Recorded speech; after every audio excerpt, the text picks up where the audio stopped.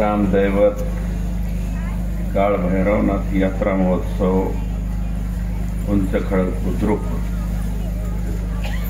आणि ग्रामस्थांच्या वतीनं या ठिकाणी गावातील उद्योजक PA त्याच्यानंतर फौजमधून रिटायर झाल्याच्या नंतर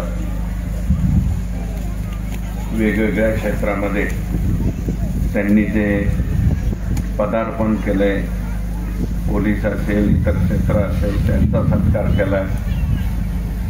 गावामध्ये जी ज्येष्ठ मंडळी आहे, शिक्षक मंडळी आहे, काही रिटायर झालेले वडीलधारी मंडळी आहे, या सगळ्यांचा सत्काराचा कार्यक्रम आणि या कार्यक्रमाप्रसंगी कार्यक्रमाचे अध्यक्ष सन्माननीय वैभवजी पिचड साहेब, चेअरमन अमृतसागर दूध सहकारी संघ, या तालुक्याचे मतदारसंघाचे माजी आमदार आणि स्वर्गीय पिचड साहेबांचे चिरंजीव, या ठिकाणी ज्यांचं आता मार्गदर्शन झालं आणि महाराष्ट्राला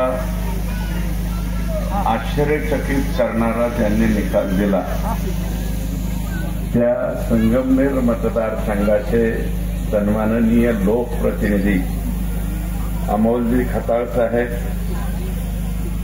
सन्माननीय श्री सुधाकरराव देशमुख, अगस्ती शिक्षण संस्थेचे सेक्रेटरी विष्णुपंत नाना चव्हाण, माझ्याबरोबर आलेले माजी चेअरमन कडा सहकारी साखर कारखाना श्री सुनीलजी दातीर, श्री भाऊमामा खरात, शिवलिंग लगड, तसेच या गावचे प्रथम नागरिक सौभाग्यवती सुलोचना भाऊसाहेबराव शिंदे आणि कार्यक्रमाचे संयोजक सागर शिंदे, त्यांचे सहकारी तरुण मित्र, तसेच या ठिकाणी MPSC UPSC उत्तीर्ण विद्यार्थी यांचा सुद्धा महत्वाचा सत्कार झालेला आहे। तर सर्व स्टेजवरील आदरणीय मंडळी, समोर बसलेली सर्व वडीलधारी मंडळी, तरुण मित्र, माता भगिनी, सर्व बालमित्र, हा यात्रा म्हणल्याच्या नंतर तुमच्याकडे फार शांततेत यात्रा झाली, त्याच्याबद्दल तुमच्या सगळ्यांचा आभार। तर यात्रा म्हणजे बऱ्याचशा लोकांना कुरघोडी करण्याचं कुठलं साधन म्हणजे गावची यात्रा। कुणाचा कोणावरचा रोष काढायचा असेल तर त्या यात्रेचं नाव म्हणजे गावची यात्रा। गावच्या हंगामामध्ये सुद्धा ज्यांनी आयुष्यात त्याच्या आजोबापासून पंजोबापासून कधीही लंगोट लावला नाही, ते सुद्धा लोक कुस्ती लावायला गावाच्या आखाड्यात येतात। आणि जसं काय मी सगळ्यांची कुस्ती लावू शकतो किंवा कुस्ती क्षेत्रामधलं मला फार माहिती आहे, अशी जागा म्हणजे गावची यात्रा। पण बरं झालं, मला वाटतं 11,000ची का काय शेवटची कुस्ती झाली, 200च्या आसपास पैलवान येऊन गेली, पण कुस्ती न खेळता खर्ची घेऊन किती गेली ही काय मला माहिती। तसे पण पैलवान असतात, म्हणजे गावातल्या कोणीही कुस्ती न लावता स्वतःच कपडे काढून हगाम्यामध्ये येणं आणि आम्ही कुस्ती खेळलो म्हणून, नंतर गावकरी जर म्हणली की आम्ही तुमची कुस्तीच नाही लावली, तर ते हगामा संपल्याच्या नंतर गावाचा हिशोब चालू आणि त्याच्यात येऊन म्हणतात आम्हाला किमान जायचं तरी खर्ची द्या, म्हणून गावाबरोबर भांडत बसतात। अशी गमतीची जे ठिकाण आहे। आणि भैरवनाथाची यात्रा आज, उद्या आणि परवा या 2-3 दिवस सलग यात्रा आहे। आमच्या इथं सुद्धा सगळ्यात मोठी भैरवनाथाची यात्रा असते, ती 13 तारखेला आहे। मी स्वतः त्या यात्रेमध्ये असतो। तेव्हा या गावाचं वैशिष्ट्य आहे, एक 5-6 मुलांचा MPSC मध्ये गेल्याच्या बद्दल सत्कार होतोय, ही सगळ्यात महत्वाची बाब आहे। एखाद्या गावामधून 5-6 मुलं MPSC पास होणं हे काही सोपं काम नाही, खूप अवघड काम आहे. आणि इथं पाहिल्याच्या नंतर मला जाणवलं की 5-6 जणांचा सत्कार झालाय. जर 6 जणांचा सत्कार MPSC बद्दल होत असेल तर खरंच तुमच्या गावाला मानलं पाहिजे, तुमच्या गावाच्या बुद्धिमत्तेला मानलं पाहिजे. आणि तुमच्या गावामध्ये जे शाळा आहे त्या शाळेमध्ये असलेल्या शिक्षकांना मानलं पाहिजे. या शाळेतून जर अगस्ती शिक्षण संस्थेमध्ये ते गेले असतील तर अगस्ती शिक्षण संस्थेला सुद्धा मानलं पाहिजे. आणि आपल्या परिसरामध्ये बघा, नुसतं बागायती क्षेत्र होऊन उपयोग नाही. मला वाटतं मधुकरराव पिचड साहेबांनी स्वतःच्या तालुक्यामध्ये मतदारसंघामध्ये जेवढं पाणी अडवलं तेवढं पाणी मला वाटतं महाराष्ट्रातल्या कुठल्याही आमदारांनी आजपर्यंत अडवलं नसेल, भविष्यात सुद्धा अडवेल असं मला वाटत नाही. 40 TMC पर्यंत पाणी जर एका तालुक्यामध्ये अडवलं गेलं असेल ते, आणि त्याच्यामुळे ही समृद्धी आलेली आहे. आणि निश्चित समृद्धी किंवा बागायत असून उपयोग नाही, ते सुंदरपणे आणि नीटपणे केलं पाहिजे.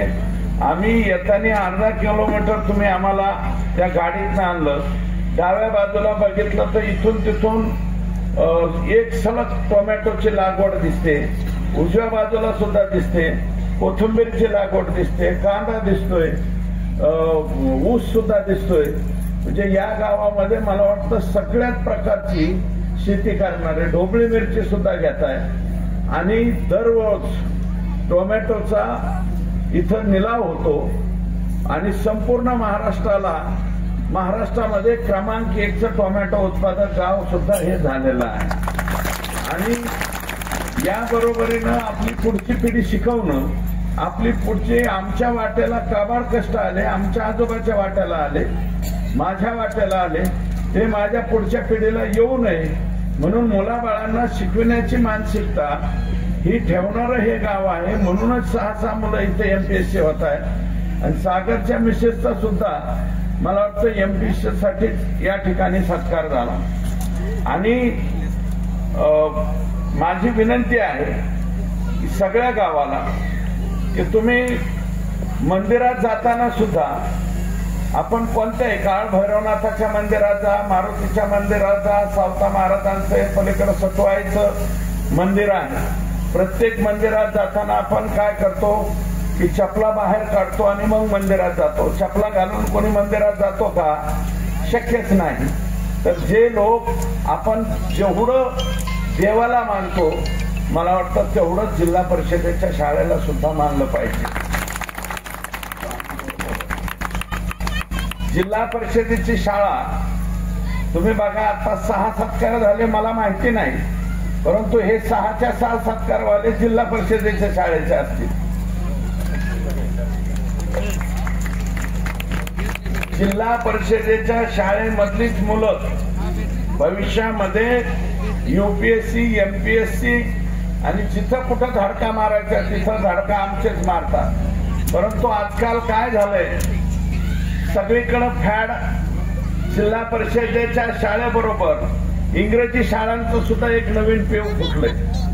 आणि ह्या RTAच्या कायद्यामुळं 3 किलोमीटरच्या राऊंडमध्ये कितीही शाळा आल्या, ते गावामध्ये जातात, एखाद्या डुगडुग्यामध्ये बसवतात पोरं आणि पोराला ते टाय घालतात, त्याच्यानंतर बूट सॉक्स, आणि ते मुलगा जातंय त्या जिल्हा इंग्लिश शाळेत आणि तिकडनं माघारी येतं आणि रेन कम अगेन वगैरे असं इंग्लिश काही बोललं की आई सुद्धा खुश, बापही खुश.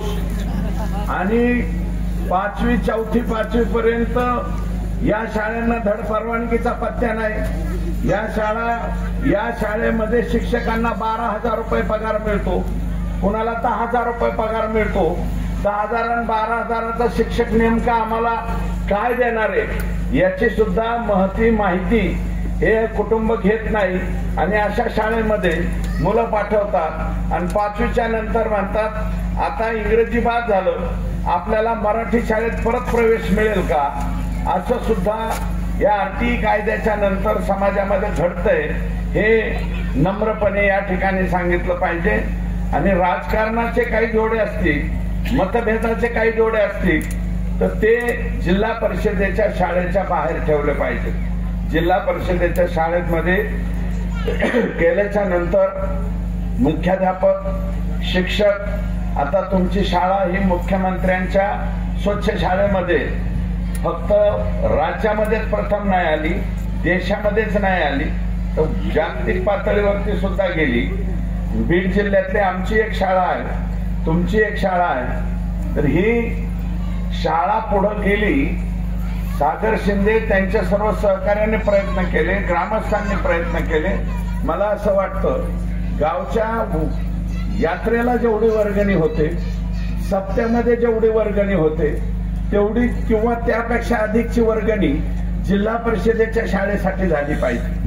आमच्याकडं जिल्हा परिषदेच्या शाळेला वर्गणी द्यायची म्हणलं की मग 25 रुपये, 50 रुपये, आणि गावाच्या सप्त्याला म्हणलं, यात्रेला म्हणलं की 5,000, 11,000।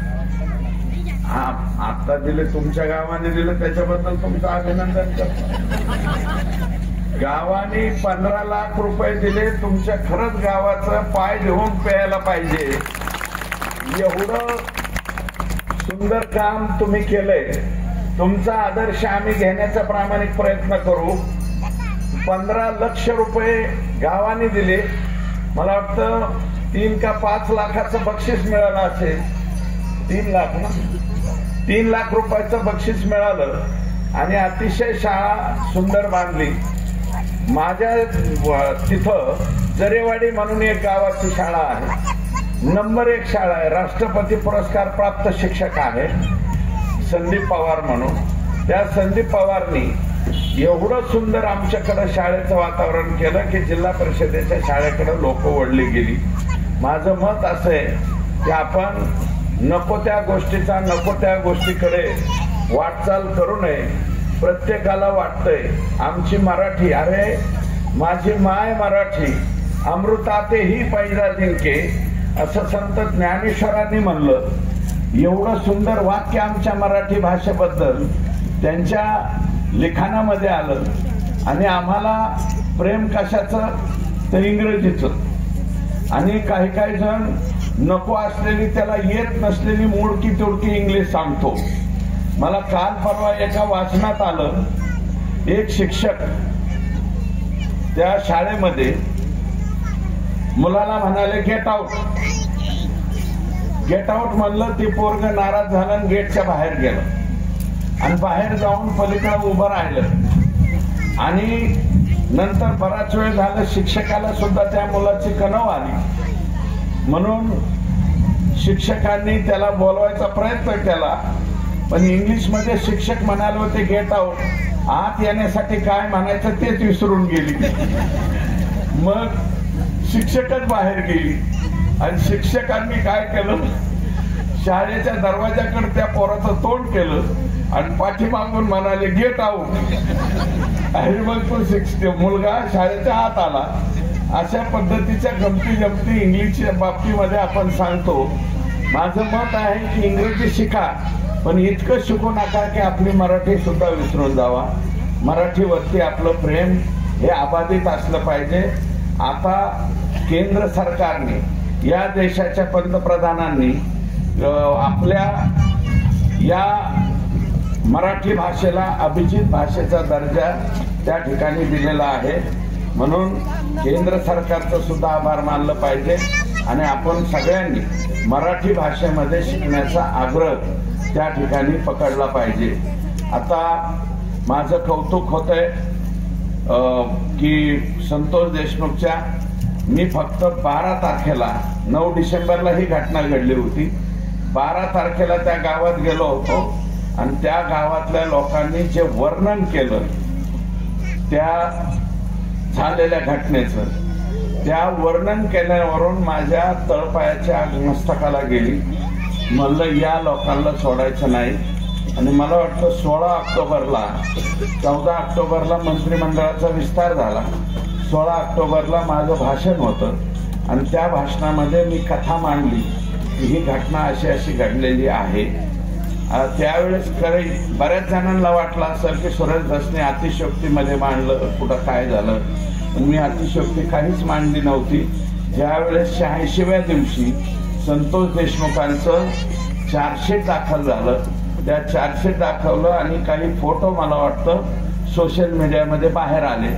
सोशल मीडियामध्ये फोटो बाहेर आल्याच्या नंतर या महाराष्ट्रातला संताप जो होता तो सर्वाधिक जास्त झाला आणि या राज्यातल्या एका मंत्र्याला दुसऱ्या दिवशी सकाळी 10 वाजता राज्याच्या मुख्यमंत्र्यांनी घरी पाठवलं होतं. इतका संताप लोकांच्या मध्ये आला, कारण ते चित्र पाहून, फोटो पाहून लोकांना ते आवडलंच नाही. आणि मी जरी माझी भूमिका मांडली तरी मी या राज्याच्या मुख्यमंत्र्यांचं मनापासून आभार मानणार आहे, कारण मी जे भाषणामध्ये मुद्दे मांडले 16 ऑक्टोबर त्याचं उत्तर देताना, रिप्लाय देताना राज्याच्या मुख्यमंत्र्यांनी मी जेवढे मुद्दे मांडले होते, जेवढ्या मागण्या केल्या होत्या तेवढ्या मंजूर केल्या होत्या. असं साधारणतः होत नाही. सभागृहामध्ये आता खताळ साहेब सुद्धा आलेले नवीन आमदार आहेत, शिकतायत. मी पाहतो त्यांना सभागृहामध्ये बसलेले असतात. काय की नवीन पिढीचे जे आमदार येतात त्यांना सभागृहामध्ये बसलं पाहिजे का नाही हेच मुळात कळत नाही. बऱ्याच वेळा ते काय करतात, सभागृहामध्ये थोडा वेळ येतात आणि निघून जातात. सभागृहामध्ये संसदीय कामकाजामध्ये तुम्हाला क्रमांक 1 वरचं राहायचं असेल, मी तुम्हाला नम्रपणे सांगतो, 1995 ते 99ची महायुतीची जी म्हणजे युती सरकार जे होतं, माननीय मनोहर जोशी सर आणि गोपीनाथरावजी मुंडे साहेब उपमुख्यमंत्री होते, मनोहर जोशी सर राज्याचे मुख्यमंत्री होते. या 5-4.5 वर्षाच्या कालावधीतलं सरकार जर, कारण त्यावेळेस 6 महिने अगोदर 4.5 वर्षाचं सरकार राहिलं, 4.5 वर्ष आणि वरच्या निवडणुकीबरोबर ही निवडणूक घ्यायची याच्या विचारामध्ये 99ला निवडणूक घेतली. मी त्यावेळेचा पहिल्यांदा निवडून आलेला आमदार होतो. 99ला मी पहिल्यांदा निवडून आलो, 2004ला आलो, 2009ला आलो, 14ला माझा निसटचा पराभव झाला. मध्ये मला थांबायचं सांगितलं, MLC वर पाठवलं म्हणजे ते काय मागच्या दरवाजावर नव्हतं, मी निवडून आलो. MLC मध्ये बी 2 प्रकार असतात, निवडून येणारे आणि पाठीमागच्या दरवाजावर. पाठीमागच्या दरवाजावाटे आलेले लोक जे आहेत ते प्रचंड त्रास देतात. पण आम्ही समोरून निवडून आलो होतो मी 3 जिल्ह्यामधून. आणि नंतर आता 2024ला साहेबांनी मला तिकीट दिलं आणि मला माझ्या तालुक्यातल्या जनतेनं 80,000च्या फरकाने निवडून दिलं. तर का दिलं? 10 वर्ष माझा मतदारसंघाशी मी जरी या पदापासून गेलो पण संपर्क सोडला नाही. मी वैभवजींना एक विनंती करेन की राजकारणामध्ये चालत असतं, कमी असो जास्त असो, आणि तुमच्या शेजारी एक नाविन्यपूर्ण उदाहरण आहे तुमच्या पुढं, त्याच्यामुळं सोडायचंच नाही. प्रत्येकाच्या मौतीला 10व्याला कोणाचं वर्ष श्राद्ध असेल बोलिलं की वैभव सोडायचंच नाही. हजर आणि दुश्मन पार्टीने बी सांगू द्या, विरोधी पार्टीने बी सांगू द्या, सुखदुःखाच्या गोष्टीला विरोधी पार्टीच्या सुद्धा जायचं. ज्यांनी मत दिलेलं नसेल, या बारीने नाही दिलं तर पुढच्या बारीने, इस बार नाही तो अगली बार सही, असं म्हणून राजकारणामध्ये राजकारणी लोकांनी राहायचं. मी माझ्या जीवनामध्ये वैभवजी जेवढ्या निवडणुका लढवल्या, नाना इथे सुरुवातीचे काही कालावधी नाना माझ्या विरोधात होते, पण नंतरच्या कालावधीमध्ये माझे आज ते प्रमुख कार्यकर्ते म्हणून, प्रमुख वक्ते म्हणून माझ्या तालुक्यामध्ये असतात. राजकारणामध्ये दिवस चांगले वाईट येत असतात. जरी आज साहेबांच्या दुखण्यामुळं तुम्हाला संधी मिळाली नसेल, अर्ज राहिला असेल, लोकांच्या पर्यंत जाता आलं नसेल, पण हा म्हणजे हे सोडायचं नाही. MPSC वाले पोरं नाही का, फर्स्ट अटेम्प्ट मध्ये नाही झालं तर second, third, fourth, fifth, sixth, कब तक भी लढो. तसं लढायचं काम आपण करायचं. तुम्ही सोडायचंच नाही. प्रत्येक गोष्टीमध्ये लोकांच्या समोर जात राहायचं, लोकांचे प्रश्न मांडत राहायचे आणि सर्वसामान्य लोकांचं जो होत नाही त्या प्रश्नाचा इश्यू करणं महत्वाची बाब आहे आत्ताच्या राजकारणात. आणि सोशल मीडियाचं जग आले, ही तरुण पिढी आली, आता एवढी हुशार झाली, एखादा जरी शब्द आपला कुठं चुकला तरी आता सोडत नाही. जुन्या काळात राजकारणामध्ये भाषण करताना कोणी कोणाला काय म्हणायचं, येडवाकडं बोलायचं तरी लोक काय म्हणायचे, अमुक अमुक गावात बोलला. उंच खडक मध्ये जे बोललं ते अकोल्यात माहित होत नव्हतं, राजुऱ्यात जे बोललं ते अकोल्यात माहित होत नव्हतं. किंवा खताळ साहेबांचा संगमनेर मतदारसंघ आहे, तो खूप मोठा मतदारसंघ आहे. त्या मतदारसंघामध्ये याकडे म्हणून त्याकडेला जाऊस्तोवर इलेक्शन संपून जायचं. आता तशी बाब होत नाही. आता सोशल मीडियावरती आपण पकडले जातो, फार लवकर पकडले जातो. म्हणून बोलताना फार जपून, एखादा बी शब्द कुठं चुकीचा जाणार नाही याची काळजी घेऊन.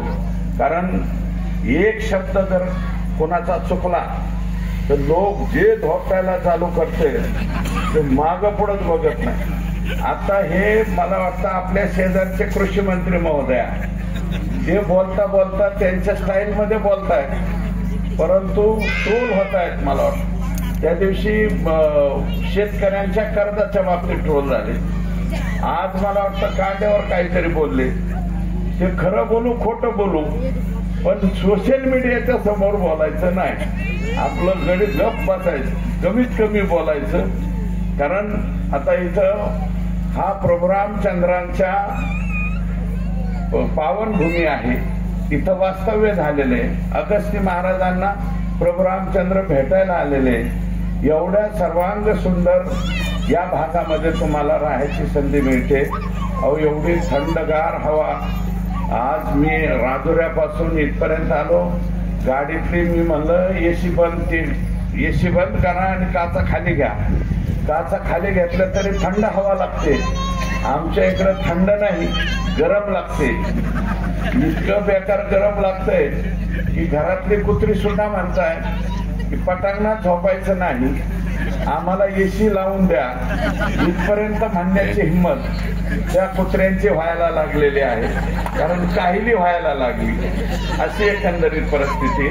तुम्ही सगळे लोक नशिबान लोक आहेत. पाणीच पाणी आहे तुमच्या इथे.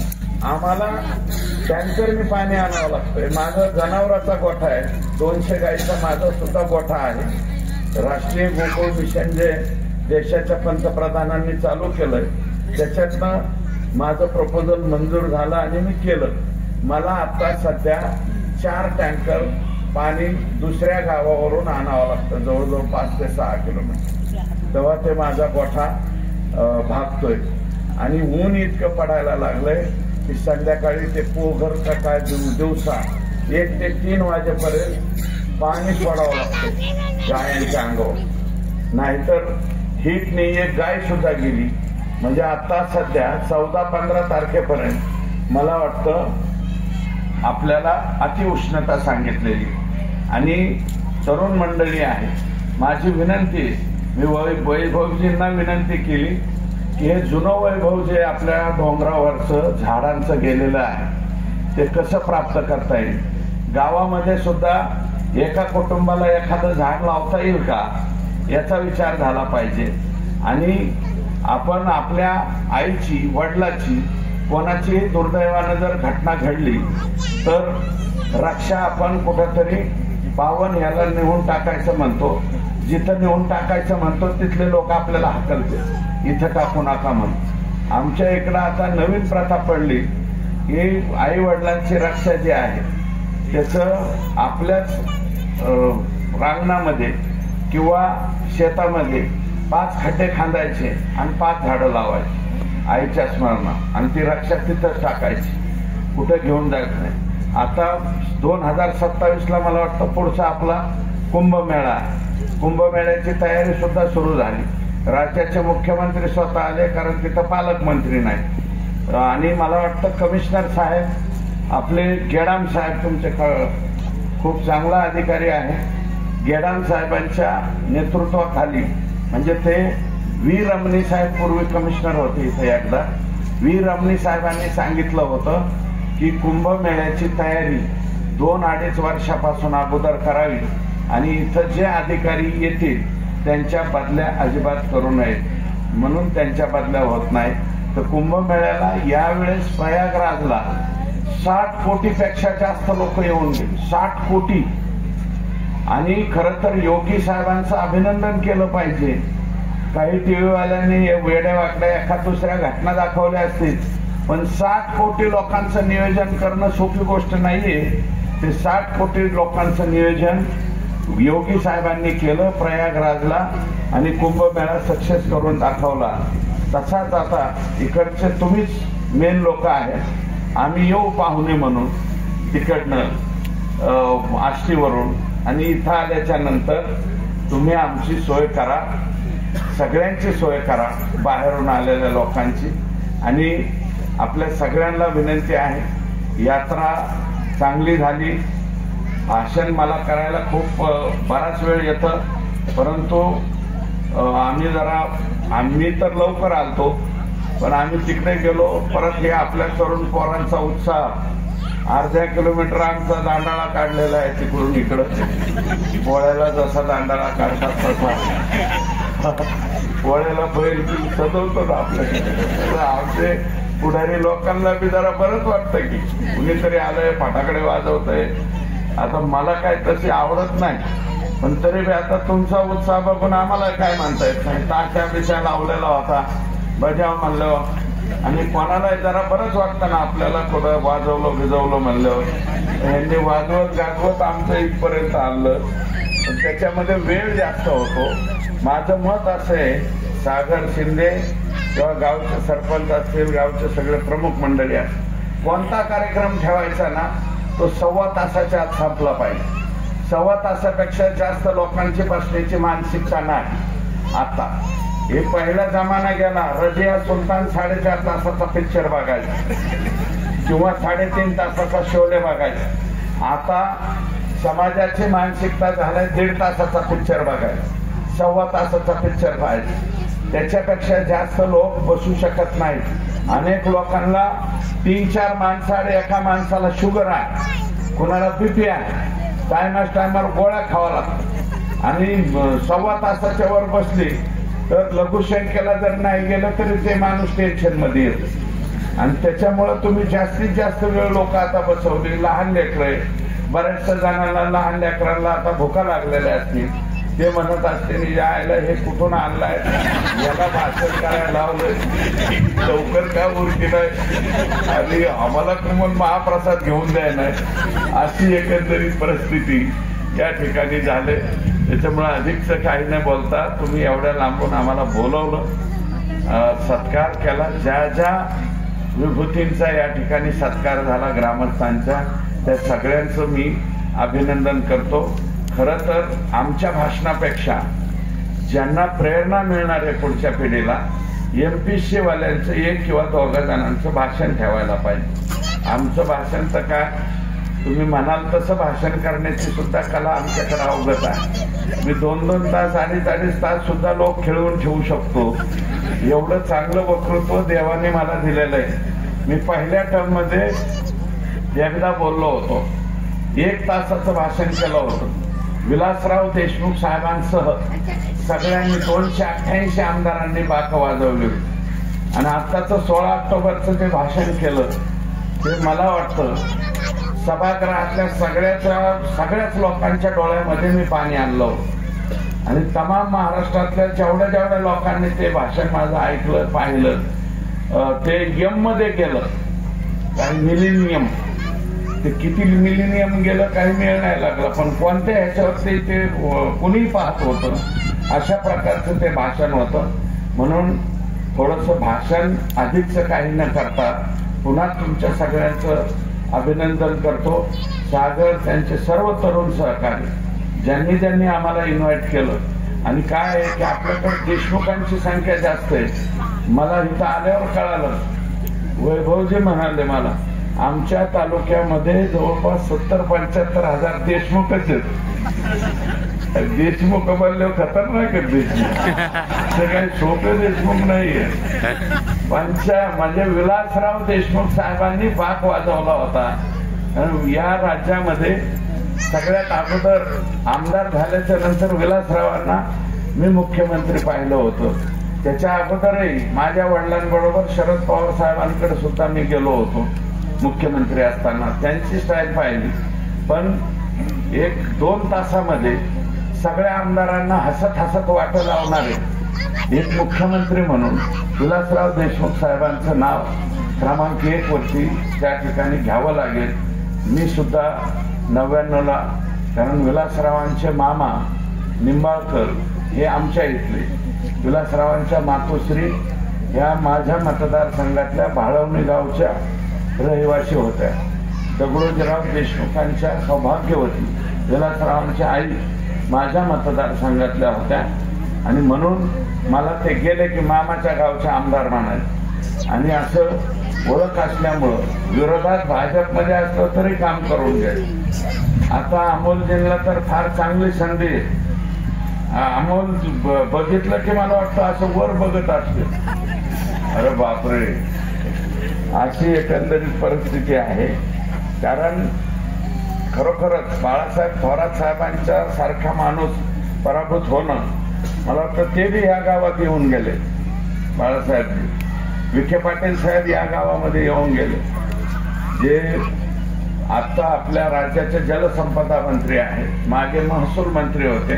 महसूल मंत्री असताना सुद्धा खूप चांगल्या प्रकारचे निर्णय हे विखे पाटील साहेबांनी घेतले। आमच्या इकडच्या भागातल्या अनेक शेतकऱ्यांचे जे प्रश्न होते ते सोडवले आणि आता जलसंपदा मंत्री म्हणून सुद्धा अतिशय चांगलं काम ते करतील असा आम्हाला सगळ्यांना विश्वास आहे। खरंच सुंदर असं काम करतात, झटकीपट निर्णय घेतात। मला त्यांची ती स्टाईल लय पटते, ते जास्त बोलत नाही, कमी बोलतात पण पटकन निर्णय, असं त्यांचं काम आहे। मी आदरणीय पिचड साहेबांना मंत्री असताना सुद्धा पाहिलं, या राष्ट्रवादी काँग्रेस पक्षाचा प्रदेशाध्यक्ष म्हणून सुद्धा पाहिले। काही आदेश त्यांनी मला दिले, मी 100% पाळले। फक्त एक वेळेचा एक आदेश त्यांचा मी पाळला नव्हता, तो म्हणजे आमच्या जिल्हा परिषदेचे अध्यक्ष म्हणून आम्ही अबू शेखला केलं। अब्दुल यासीन शेख म्हणून होते, त्यांना संधी दिली होती आणि मला अगोदर सांगण्यात आलं की यांना संधी द्यायची। शेवटच्या दिवशी म्हणलं यांना नाही द्यायची, दुसऱ्याला द्यायची। मी म्हणलं जमणारच नाही, मी आता ह्यांचा फॉर्म भरणार, तुम्हाला काय करायचं ते करा। पिचड साहेब म्हणले अरे तू ऐक ना, मी म्हणलं नाही ऐकणार। म्हणलं साहेब तुमची प्रत्येक गोष्ट मी ऐकली, सगळी गोष्ट तुम्ही जे जे म्हणतात ते मी सगळ्या गोष्टी ऐकल्या, आता ही गोष्ट मी ऐकणार नाही। तुम्ही पवार साहेबांनी तुम्ही मिळून मला शब्द दिला, ऐन वेळेस मला तुम्ही शब्द बदलायला होता, आता शब्द बदलणं शक्य नाही, म्हणून आम्ही आता ह्यांचा फॉर्म भरणार। तुम्हाला भरायचा तर दुसरा फॉर्म भरा। आता अल्पसंख्याकाची मतं घेणारी पार्टी कसं काय हे करणार, दुसरा अर्ज भरूच शकत नाही। मग पिचड साहेबांनीच त्यांना सांगितलं पवार साहेबांना, आता माघार घ्या म्हणलं। तो हट्टाला पेटलाय, आता सुरेश ऐकला असं, मला सुरेशच म्हणाय, सुरेश ऐकला असं मला काय वाटत नाही, तुम्ही त्याला आता त्याच्या म्हणण्याप्रमाणे भाव द्या। म्हणून आमच्या इथं अबू शेख अध्यक्ष झाले होते। तसं आपल्या सगळ्यांना तुम्ही खळखळून हसलेला आहात आम्हाला वाटा लावण्याच्या बाबतीमध्ये, त्याच्यामुळे अधिकचं काही न बोलता सगळ्यांना परत एकदा ज्यांचे ज्यांचे पुरस्कार म्हणून प्राप्त झाले त्यांचा सत्कार आणि त्यांचा झाला म्हणून त्यांच्या सारखाच आमचा व्हावा अशा प्रकारची मनामध्ये गुणगान बांधणाऱ्यांना तुम्हाला सुद्धा सगळ्यांना शुभेच्छा देतो आणि या ठिकाणी थांबतो। जय हिंद, जय महाराष्ट्र।